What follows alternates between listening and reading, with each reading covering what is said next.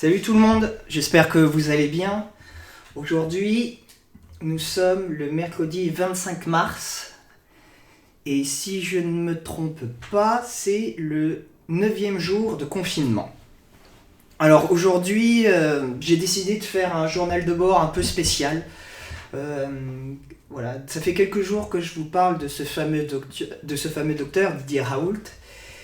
Et donc j'ai décidé d'essayer de démêler un petit peu le vrai du faux, parce qu'il y a beaucoup d'informations qui circulent sur cette personne, et j'ai décidé d'y voir un peu clair, donc j'ai passé pas mal de temps aujourd'hui, vu qu'aujourd'hui on n'a pas spécialement travaillé dans la maison, j'ai passé pas mal de temps à rechercher les infos, à les compiler, et j'ai décidé donc de profiter de ce journal de bord pour faire un point sur la situation autour de Didier Raoult, ses interactions, ses conflits avec le gouvernement. Et donc voilà, j'ai réuni beaucoup d'informations, à vous de faire votre avis, et ces informations, je les centralise ici dans cette vidéo. Donc voilà, c'est une vidéo un petit peu spéciale. Là, je filme un petit peu plus tôt que d'habitude parce que je vais devoir faire un montage derrière, un peu plus élaboré. Bon, j'espère que je vais y arriver, parce que c'est pas un logiciel terrible que j'utilise. Et donc, comme je fais cette vidéo un peu plus tôt, j'ai pas les statistiques aujourd'hui du nombre de morts et du nombre de contaminés. J'espère que vous ne m'en veuillez pas de rompre un petit peu cette tradition. Donc alors, j'entre tout de suite dans le vif du sujet. Et donc, qui est Didier Raoult ? Didier Raoult, c'est un médecin, virologue, et il est directeur de l'IHU de Méditerranée, situé à Marseille. C'est le centre qui regroupe les plus grands médecins experts en maladies transmissibles de France. Et c'est le directeur, donc le big boss de cet institut. Je vous mettrai en lien beaucoup de vidéos et beaucoup d'articles et de sources de ce que je dis. Donc là, je vais mettre en lien sous la vidéo une vidéo de présentation de cet institut. Vous verrez, c'est quelque chose de ultra moderne. Il est vraiment, je crois qu'il est sorti en 2008, cet institut. Il est à la tête donc vraiment du plus grand centre français qui regroupe les plus grands experts des maladies transmissibles de France. C'est quelque chose de très très sérieux. On peut dire que c'est le plus grand expert français des maladies transmissibles. Et il est à la tête des autres experts français de cette maladie. Il est reconnu comme un expert mondial. Et donc c'est quelqu'un qui a une histoire tout à fait originale, c'est très intéressant. Donc c'était quelqu'un qui n'était pas très bon à l'école, et il a décidé de quitter l'école à 17 ans. Il s'est engagé comme marin dans la marine marchande. Ensuite, il est revenu, je crois qu'il avait 19 ans, il a passé son bac L en candidat libre. Et il a décidé de devenir médecin, parce que son père, étant lui-même médecin, c'était les seules études que son père était d'accord de lui financer, puisqu'il devait en avoir marre de lui, ça a l'air d'être quelqu'un d'un peu spécial, en tout cas dans sa jeunesse c'était le cas. Et il a reçu le Grand Prix de l'INSERM en 2010 pour l'ensemble de sa carrière. Donc l'INSERM, on y reviendra un petit peu plus tard, mais c'est l'institut qui s'occupe de la recherche scientifique au niveau de la médecine en France. Donc c'est quelqu'un d'extrêmement sérieux. C'est très difficile de remettre cette personne en cause. C'est vraiment l'expert français et peut-être l'expert mondial des maladies transmissibles. Et donc il connaît très très bien l'utilisation de la chloroquine, parce qu'il utilise cet outil, ce médicament, ce produit depuis plusieurs années, et il explique notamment dans plusieurs vidéos qu'il a publiées sur le compte YouTube de l'IHU de Marseille, de Méditerranée de Marseille. Il explique dans cette vidéo qu'il connaît très très bien, qu'il connaît très très bien la chloroquine, qu'il sait de quoi il parle, et il milite pour l'utilisation de la chloroquine pour traiter le coronavirus. il s'appuie notamment sur des études menées par la Chine pendant sa lutte contre le coronavirus. Et donc, le 17 mars, je vous mettrai la vidéo encore une fois, il milite pour l'utilisation de la chloroquine, putain c'est compliqué. Hein. Il milite pour l'utilisation de la chloroquine et de l'azithromycine. C'est un antibiotique. Encore une fois, sur ses recommandations chinoises. Il a fait des tests, des études comparées. Il a pris 24 personnes, il les a traitées avec ce protocole et il a comparé avec d'autres personnes qui étaient à Nice et qui n'avaient pas ce traitement. Et à partir de là, il a mené une étude et cette étude s'est avérée être extrêmement encourageante et concordante avec les résultats des études chinoises.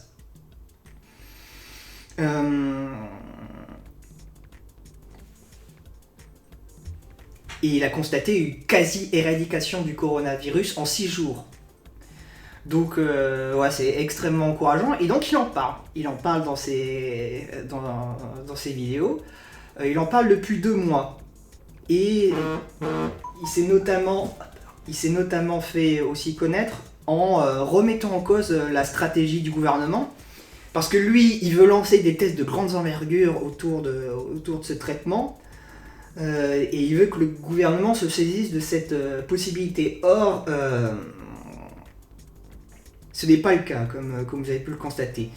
Autre chose importante, il précise bien dans ses vidéos, que je mettrai encore une fois en description, que la chloroquine, non seulement il la connaît très bien, mais le monde entier connaît très bien ce produit, car c'est un produit qui est utilisé en très grande quantité depuis des décennies, et que c'est un outil qui est donc très connu et très sûr. Preuve que ces études sont dignes d'intérêt, il y a notamment le président Donald Trump qui a cité, qui a fait un retweet, un retweet de ses études à lui. Et à partir de là, il a commencé à mener des études dans son pays. Et d'ailleurs, il y a plusieurs pays qui mènent des études sur l'utilisation de la chloroquine, notamment les USA, l'Australie, l'Iran, le Pakistan, la Corée du Sud, qui ont validé la fabrication de la chloroquine et son utilisation contre le Covid-19. Autre fait très intéressant, c'est que Christian Estrosi, donc le maire de Nice, le maire de la 4e ville de France, c'est un homme politique majeur, c'est pas un inconnu, il explique, puisque déjà il a été contaminé par le Covid-19, et il explique qu'il a été traité par Didier Raoult et son traitement à base de chloroquine, et qu'il constate que ça marche extrêmement bien. Donc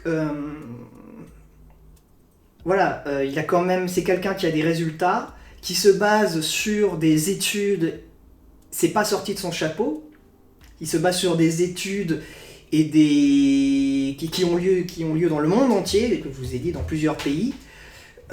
Donc c'est quelqu'un de très très sérieux, il est incontestable. Que c'est quelqu'un qui a une très grande compétence et qui a d'expérience. Et donc aussi, il est donc à partir de là, sachant que c'est quelqu'un qui a une renommée, pourquoi mettrait-il en cause sa réputation mondiale? Pourquoi la mettrait-il en jeu en proposant un traitement farfelu? Et ça, c'est une première question qu'on peut se poser et qu'il faut avoir en tête.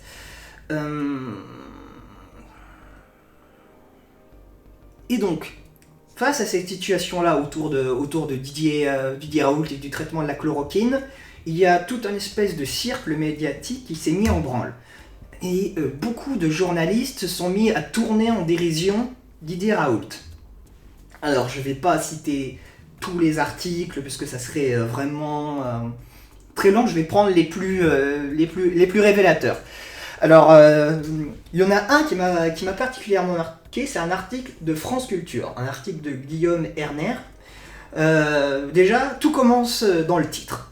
Le cas du professeur Didier Raoult, comment décrypter un inconnu pour savoir s'il dit la vérité. Donc, Monsieur Erner dit plus grand expert français en virologie, que c'est un inconnu, que c'est un expert mondial, que c'est quelqu'un qu'on ne connaît pas. C'est curieux, parce que alors moi je regarde la définition d'inconnu, on me dit quelqu'un qui n'a pas acquis de notoriété, quelqu'un dont on ignore la nature, les caractères, quelqu'un dont on ne connaît pas l'identité. Excusez-moi, c'est pas du tout le cas. Pourquoi utiliser un titre comme ça aussi tendancieux? Parce qu'on sait très bien que tout est dans le titre. La plupart des gens ne lisent pas les articles, ils les voient juste défiler dans leur compte sur les médias sociaux. Donc ils parlent de lui comme un inconnu. Donc déjà c'est dénigrant, puisque c'est absolument faux, c'est un des plus grands experts mondiaux dans le domaine. D'où ce petit connard, puisque c'est un connard, là, maintenant je lâche les mots, c'est insupportable de voir ce genre de truc. D'où Guillaume Erner dit que c'est un inconnu, c'est un scandale. Déjà rien que dans le titre c'est un scandale. Ensuite il parle, c'est un article qui est écrit, qui est à la fois extrait d'un audio, et donc on entend parler, il parle de lui comme un inconnu, et il le dénigre en parlant de lui ironiquement comme un dieu, et de ses collègues il les traite d'apôtres. Donc il le gouroutise, il le tourne en dérision. Encore une fois, c'est insupportable, c'est un scientifique, c'est quelqu'un qui a 30 ans de carrière, qui est reconnu mondialement, d'où il peut se permettre de le traiter de gourou. Enfin, il le traite pas de gourou, mais de le gouroutiser, de le tourner en dérision ainsi. Il affirme aussi que c'est rationnellement impossible de savoir si on peut lui faire confiance. Non, ah oui, si on peut pas faire confiance au plus grand expert mondial des virus, à qui peut-on faire confiance? Je demande à Guillaume Erner, en qui il croit ce monsieur? Qui croit-il? S'il ne croit pas Didier Raoult, qui va-t-il croire? Parce qu'on peut tout remettre en cause indéfiniment, mais à un moment donné, ça a des limites. Et ce qui est incroyable, c'est que voilà, alors lui, spécifiquement Guillaume Erner, je sais pas, mais personne ne remet en doute dans les médias, par exemple, le gouvernement, qui ment comme un arracheur de dents depuis le début de la crise. Et ce monsieur Erner, en tout cas dans son audio, ne se pose pas la question de savoir si on peut faire confiance au gouvernement, par exemple. Alors après, il part dans des choses un petit peu dénigrantes. Alors oui, il dit qu'il ressemble à Gandalf. Didier Raoult ressemble à Gandalf, effectivement. Moi, j'étais un des premiers à dire qu'il avait un look un peu étrange. Et moi, je suis pas journaliste, je suis pas censé donner une information juste et équilibrée, même si j'essaye de le faire. Donc déjà il continue un petit peu à le dénigrer, et ensuite il nous parle d'un bouquin américain écrit par un certain Gladwell, donc il part dans des directions pas possibles pour nous c'est un bouquin qui explique qu'on peut jamais avoir un doute, donc voilà, on peut toujours avoir un doute, c'est très difficile de se faire un jugement et de savoir la vérité, voilà, donc il maintient encore un doute de manière artificielle en se basant sur un bouquin que personne connaît, donc personne n'a rien à foutre. La réputation mondiale de ce docteur, il en a rien à faire. Alors, encore une fois, je tiens à dire à monsieur Erner, lui, ok, c'est quelqu'un d'important. Il est docteur en sciences sociales. Je tiens à dire quand même que la médecine, c'est une vraie science, c'est pas une science molle comme les sciences sociales. Donc sur l'échelle de l'utilité humaine, un mec comme Didier Raoult a infiniment plus de valeur et d'utilité que lui. Et donc c'est insupportable de voir des gens comme ça dénigrer ce docteur. Donc c'est particulièrement en avant. Donc je passe à autre chose. Il y a aussi l'interview de l'antipathique Cohen, Patrick Cohen, qui est assez connu, qui lui carrément se croit plus expert que Didier Raoult et se met à le remettre en cause sur un plateau télé. Ensuite, un autre article que je vais vous mettre en photo. Chloroquine, l'infectiologue Didier Raoult, en roue libre, point d'interrogation. Voilà, encore un titre bien dénigrant. Et il y a aussi tout un tas d'experts, de médecins validés par l'État qui viennent le remettre en cause. C'est notamment le cas de Michel Signe. Alors le fameux docteur qu'on voit partout à la télé, celui qui nous dit qui en 5 jours passe de positions bien différentes. Au départ, il disait que c'était qu'une simple grippe. Maintenant, après, il se met à expliquer en 5 jours plus tard que c'est vraiment une situation difficile et que c'est un virus dangereux. Au passage, Michel Singh qui passe son temps à cirer les pompes de la Macronie. Alors ça, c'est à se demander s'il est plus cireur de chaussures que médecin maintenant.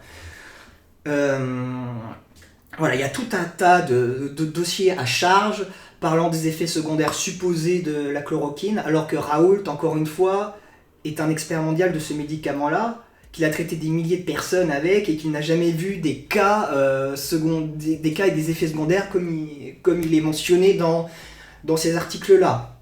Donc beaucoup d'articles à charge, dénigrement sur son travail, et même ça va plus loin, il reçoit des menaces de mort. Alors là, je pense que je vais vous mettre l'extrait vidéo. Il explique qu'il a reçu des menaces de mort. Voilà. En tout cas des menaces, je ne sais plus si c'est menaces de mort ou des menaces, il a reçu des menaces. Et même son travail a été classé dans les fake news par Le Monde.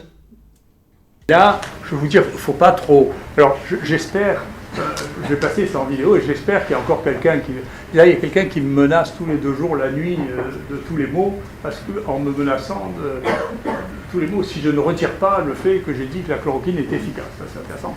Donc, j'ai porté plainte, on va voir qui c'est, ça ne m'émeut pas tellement. Et puis, on a, quand même, pour la première fois de ma vie, il y a eu sur Facebook, où ça avait été rapporté, il y a marqué fake news, c'était quelqu'un du Monde qui avait décidé que ce que je disais en rapportant ce qu'avait publié les Chinois n'était pas vrai, et ça même, il y avait eu fake news pendant 36 heures sur le ministère de la Santé, sur ce que moi je dis, quand même. Hein. Donc ce qui est assez intéressant, ça m'était pas arrivé, c'est une expérience intéressante d'ailleurs. Du coup, je pense que ça a donné une publicité considérable, et ce truc a été vu par 450 000 personnes. Donc j'espère qu'ils vont encore dire des horreurs, parce que ça mobilise les gens, et ça leur donne l'envie d'aller regarder ce qui est critiqué d'une telle manière. On verra. Mondial de virologie, qui voit ces déclarations classées en fake news. Donc voilà, c'est pour vous montrer qu'il y a quand même un traitement médiatique particulièrement partial vis-à-vis de Didier Raoult. Donc gardez cela en tête, et gardez en tête aussi le fait que les médias sont particulièrement serviles avec le gouvernement depuis un certain nombre d'années. Gardez ça à l'esprit. Alors, donc, après tout ce que je vous ai expliqué, donc qui était Didier Raoult, le traitement médiatique qui est autour de cette personne, il est intéressant aussi de mettre en parallèle la gestion de la crise du coronavirus. Parce que pendant que tout ceci se passe, en parallèle, l'État prend des décisions pour essayer de gérer le coronavirus. Et donc, dès le départ de la crise, il y a des choses qui prêtent vraiment... qui prêtent le flanc à la critique. Par exemple, il n'y avait pas de contrôle de gens venant de Chine dans les aéroports. Pas de fermeture de frontières. On donne nos masques, une partie de nos masques à la Chine. Quand on rapatrie des Français de Chine, on contamine un militaire. Ça, c'est quelque chose qui s'est passé.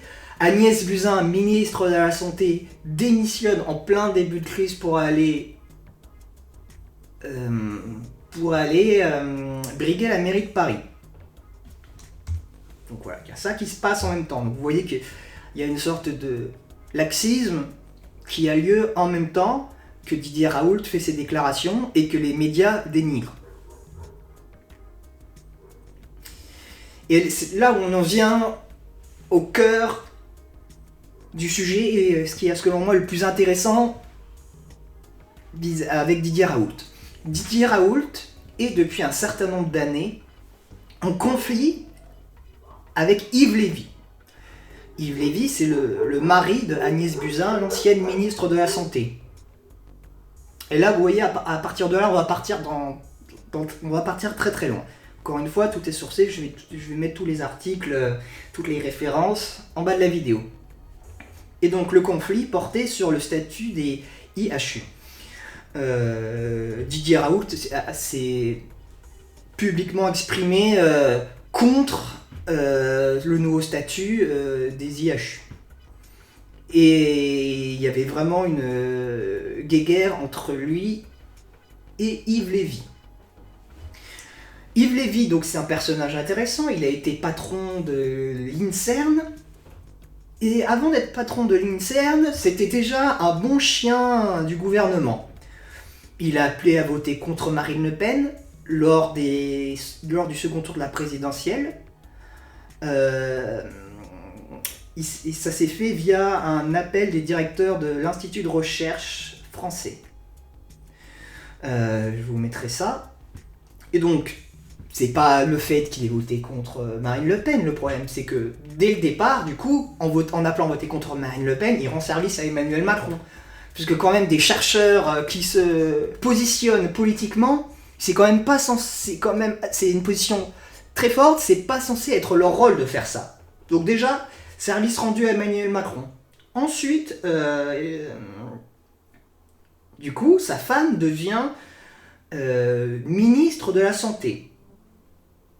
Lui, entre-temps, il est devenu directeur de l'INSERM, qui est l'Institut National de Santé et de la Recherche Médicale. L'INSERM qui est sous tutelle du ministère de la Santé. Et l'INSERM s'occupe des IHU.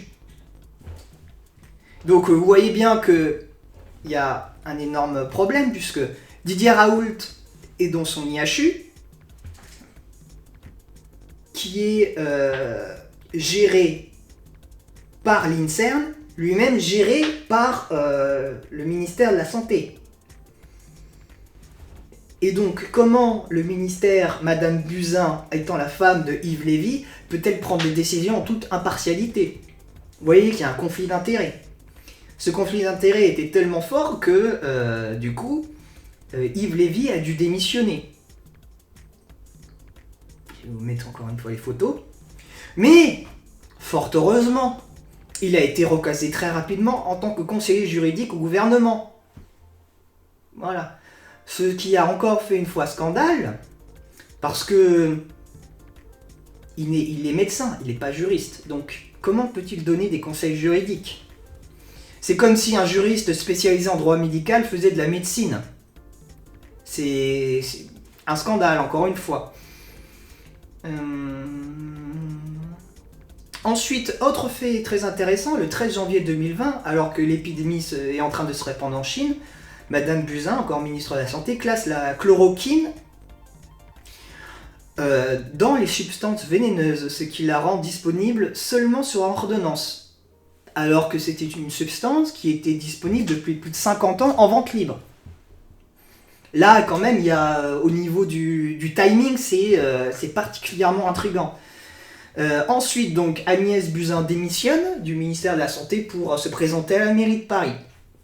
Et dans Le Monde, qui date dans un article au Monde qui date du 17 mars, elle explique que toute cette campagne pour les municipales était une mascarade et qu'elle savait dès le départ, depuis très longtemps, que ça allait être une hécatombe. Donc encore une fois, un scandale. Pendant ce temps,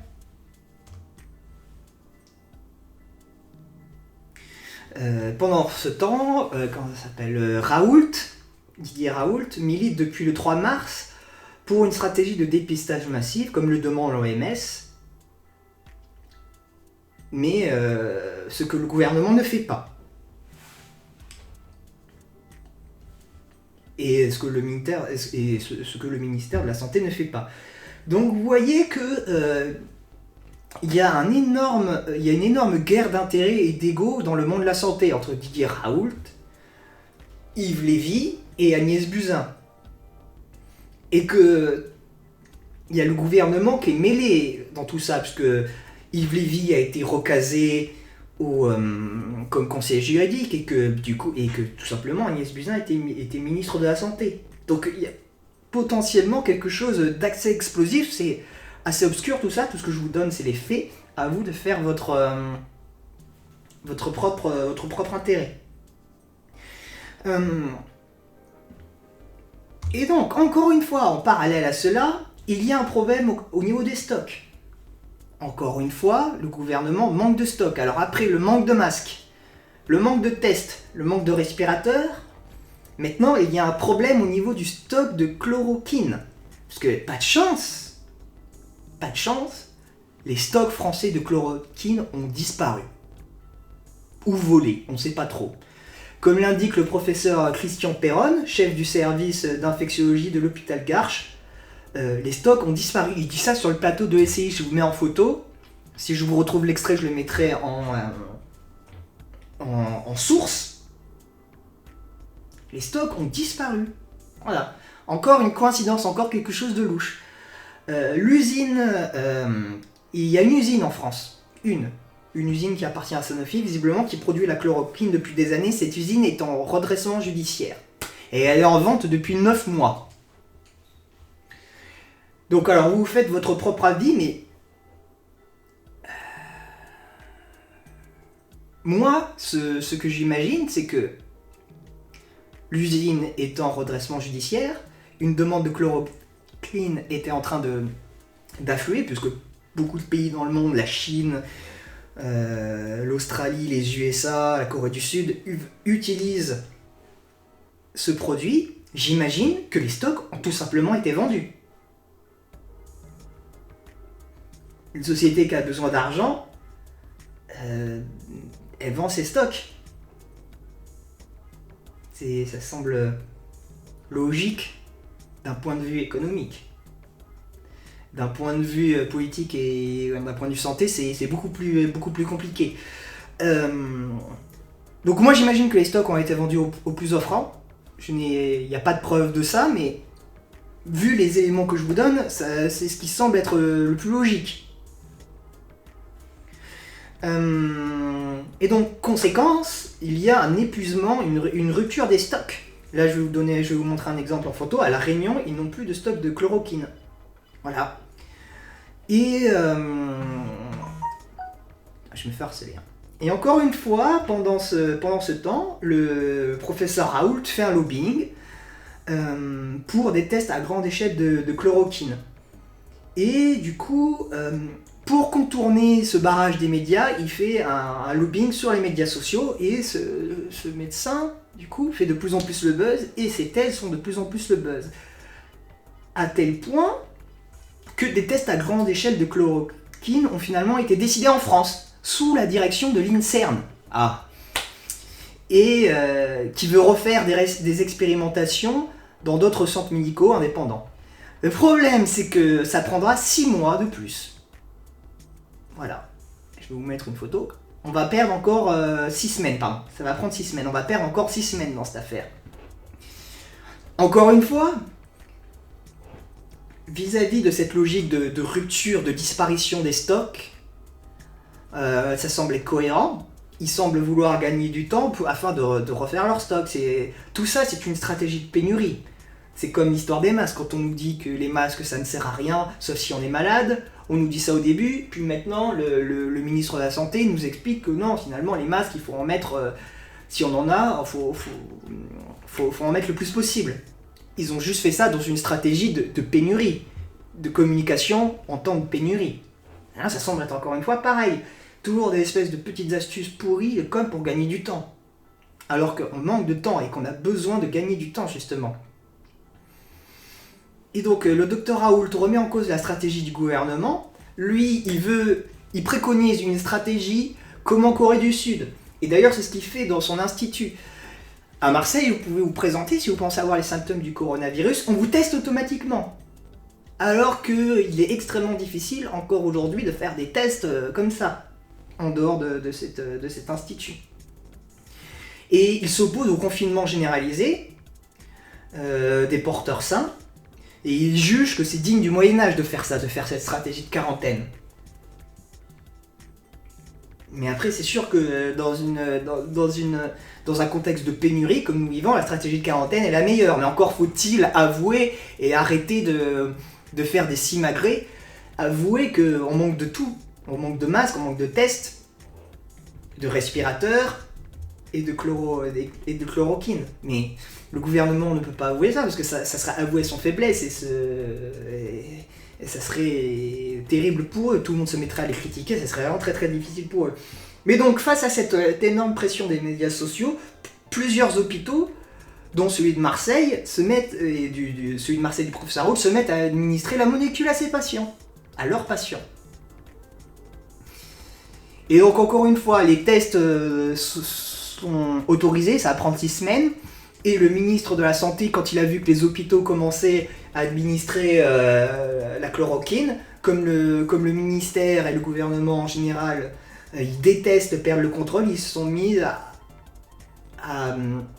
autoriser la possibilité, à donner la possibilité aux hôpitaux d'utiliser la chloroquine. Cependant, ils préconisent de l'utiliser que pour les cas d'ultime urgence, les cas les plus désespérés. Or, le professeur Raoult explique très bien que déjà, la chloroquine doit être administrée avec l'antibiotique et qu'il faut l'administrer en amont, au tout départ. Et là, on a vraiment l'impression que le ministère de la Santé donne des instructions qui ne respectent pas le protocole médical afin encore une fois, de faire perdre du temps et d'invalider les travaux du professeur. Et donc, encore une fois, il y a une mauvaise organisation, une mauvaise gestion de tout ça. Et donc, voilà, là je vous ai dit tout ce qu'il y avait à dire, j'ai mis les sources. Et donc ce qu'il faut retenir, c'est que oui, le professeur Raoult est un original, qu'il a une dégaine pas possible, qui ne fait pas du bien à son image, mais il faut aller au-delà de ça et regarder la vérité en face. C'est un expert mondial. Ce n'est pas un inconnu. Son travail n'a pas à être dénigré par des journalistes. Il doit être pris au sérieux, ce n'est pas n'importe qui. Et ce qu'il préconise est utilisé dans de nombreux pays. Ce n'est pas quelque chose de délirant, à tel point que de grands hommes politiques comme Christian Estrosi se mettent à utiliser sa technique. La manière dont les médias le dénigrent est totalement injustifiée. C'est un scandale. Les journalistes se plaignent d'être détestés par les gens, mais quand on voit comment ils agissent, c'est tout à fait normal, hein, qu'ils ne se plaignent pas derrière. Ceux qui le dénigrent sont des guignols, je le dis, voire plus que ça. Et encore une fois, pourquoi cet expert mondial mettrait-il sa réputation en jeu en proposant un traitement farfelu? Ça, il va falloir qu'on me l'explique. Ensuite, il y a quelques pistes pour comprendre ce barrage médiatique. Déjà, le professeur Raoult est en conflit avec le gouvernement de longue date. Ce conflit rejoint un énorme conflit d'intérêts entre Agnès Buzyn et son mari et le gouvernement. Donc, il faut peut-être mieux éviter. Les médias et le gouvernement ont peut-être plutôt intérêt de mettre de côté ce médecin. Ensuite, il remet très clairement en cause la stratégie du gouvernement. Voilà, la stratégie de quarantaine, il dit que c'est quelque chose de moyenâgeux, donc ça forcément ça plaît pas au gouvernement. Et quand on creuse un petit peu, on voit qu'il y a une pénurie de chloroquine et que donc le gouvernement semble encore une fois essayer de gagner du temps en étouffant au maximum ses préconisations. Voilà. Et donc face à cela, ce médecin a utilisé les médias sociaux qui eux-mêmes ont fait pression sur le gouvernement pour qu'il cède et pour qu'il commence à administrer la chloroquine. Et donc voilà la situation vis-à-vis du docteur Raoult. J'espère que vous y voyez un petit peu plus clair. Faites-vous votre avis. J'ai mis les sources dans cette vidéo. Elles sont en bas de cette vidéo. Tout ce que je vous ai dit est factuel. Il y a peut-être 2 ou 3 éléments que c'est mon interprétation, mais voilà, comme notamment sur l'explication sur la disparition des stocks. Moi je pense que c'est une vente en fait, tout simplement au plus offrant. C'est quelque chose de débile, mais moi c'est mon hypothèse, je dis pas que c'est la vérité, c'est le seul truc qui n'est pas vérifiable et je vous le dis. Mais quand on regarde les sources et les informations à côté, c'est selon moi la chose la plus logique, l'explication la plus logique. Après voilà, libre à vous de vous faire votre propre avis. J'espère que ce journal vous a plu, je me suis un peu cassé le cul à le faire. J'espère que ce travail rendra bien et que ça vous plaira. En attendant, prenez soin de vous surtout, comme d'habitude. Et je vous dis à demain. Et j'ai du montage qui m'attend.